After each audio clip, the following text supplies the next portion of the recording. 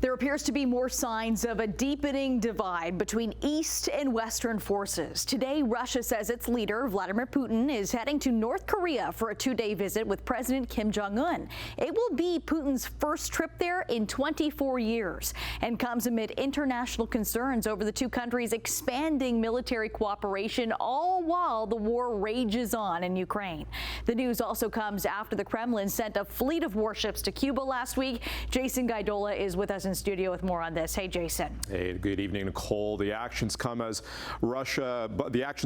Russia comes as numerous Western countries met over the last few days, including at the G7 summit. That is where allies signed off on a more financial support for Ukraine. Today in east-central Ukraine, first responders searched through the rubble for any victims following a Russian missile attack. So far, local authorities say more than 20 people, including 3 children, were injured, and tens of thousands are without electricity. Putin is not serious about ending the war. He's insisting on capitulation. He's insisting on ceding Ukrainian territory, even territory that today is not occupied by him. Last week, Russian President Vladimir Putin said he was open to peace talks if Ukraine pulled its troops out of regions claimed by Moscow. Ukrainian leader Vladimir Zelensky responded with similar demands this weekend in Switzerland. It's important that all participants of the summit supported Ukraine's territorial integrity, because there will be no lasting peace without territorial integrity. More than 90 nations attended a 2-day summit which aimed to discuss a path toward ending the war. Last week at the G7 summit, allies also agreed to lend Ukraine $50 billion from frozen Russian assets. Putin is having a meetup of his own tomorrow in North Korea. The Kremlin say Putin will be shoring up military support with leader Kim Jong-Un.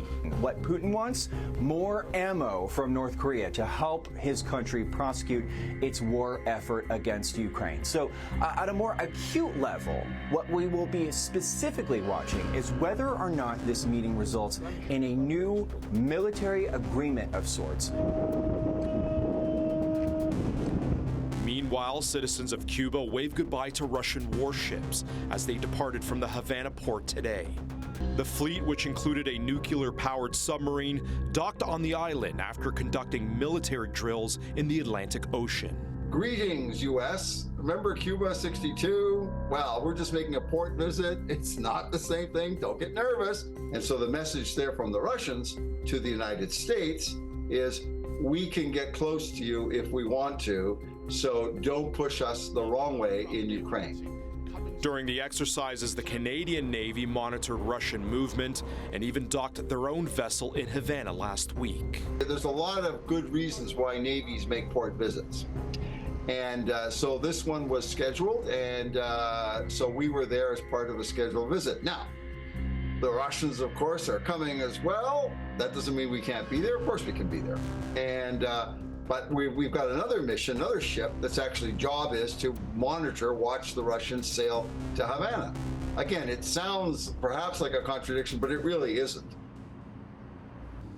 Today, Canada's Defence Minister Bill Blair was asked about the Canadian patrol ship that shadowed Russia's movements. He says the Navy requested the mission and he signed off on it, knowing Russia would be in Cuba. He says there was no threats, but Canada's intentions were to establish a presence and naval capability.